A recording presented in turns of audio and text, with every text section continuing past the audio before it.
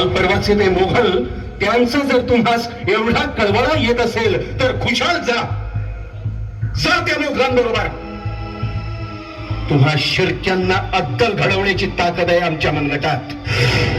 काहीही झालं तरी तुम्हा स्वतन देऊन या स्वराज्यातील गोरगरीब जनतेवर अन्याय होऊ देणार नाही आम्ही. चालते बा.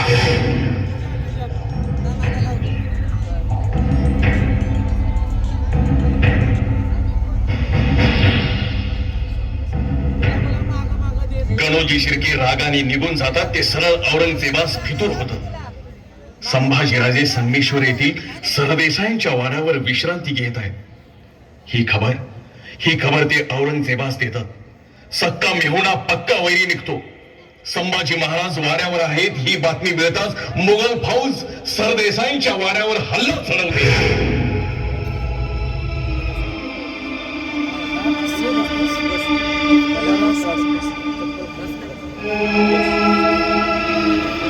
खंडोबललाल जी राजा, इथं आलेल्या सर्व गोरगरिबांच्या अर्जांची छाननी करा आणि त्यांना योग्य न्याय मिळेल. राजा राजा घात झाला. राजा मालूजी काय झालं? काय गडबड?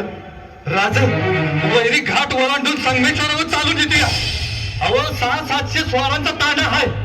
राज निघा तुम्ही. नाही मालूजी, तुमच्या थकल्या खांद्यांवर स्वराज्य सोपवून जायला राजे झालो नाही आम्ही. मरू इथंच, झुंजूही इथंच, पण रण सोडून पळणार नाही.